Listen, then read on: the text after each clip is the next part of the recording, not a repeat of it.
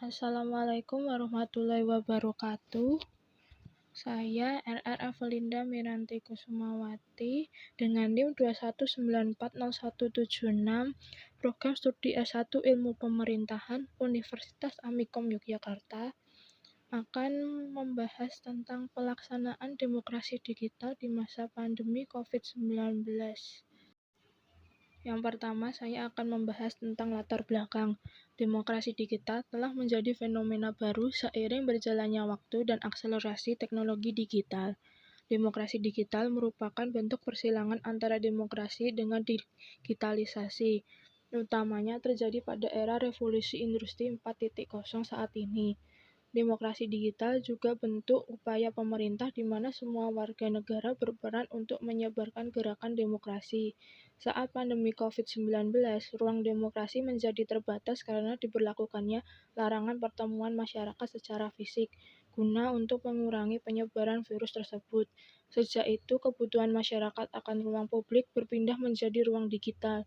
Internet menampukan ruang-ruang digital untuk saling terhubung dan menghubungkan warga menjadi warganet.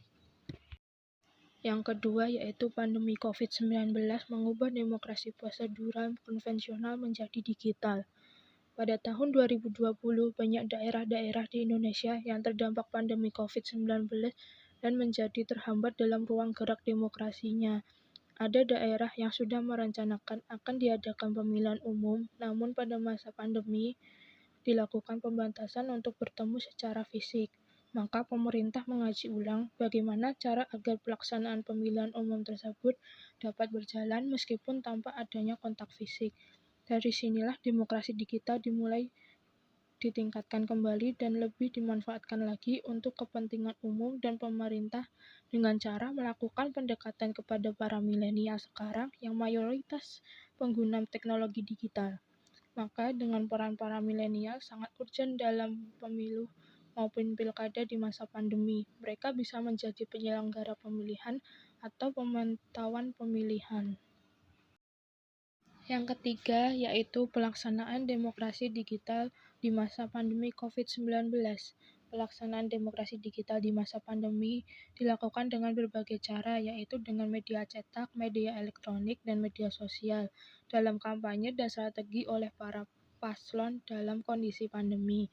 Karena dengan menggunakan demokrasi digital, maka juga bisa menghemat biaya dan memiliki efektivitas tinggi dan bisa dilakukan di mana saja dan kapan saja dengan jangkauan yang lebih luas.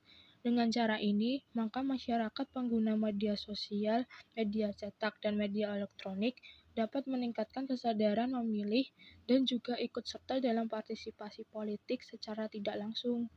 Dengan berbagai isu yang diangkat, akan menjadi sebuah trending di media sosial, maka bisa melahirkan sebuah kebijakan politik dan sebagai jembatan antara pemilih dengan pembuat kebijakan.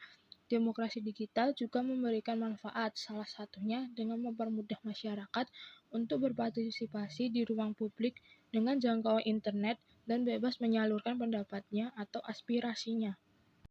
Yang keempat yaitu contoh sarana yang digunakan dalam demokrasi digital. Yang pertama, media cetak itu bisa koran atau majalah. Yang kedua itu ada media elektronik itu seperti HP, laptop, tablet, atau komputer atau PC.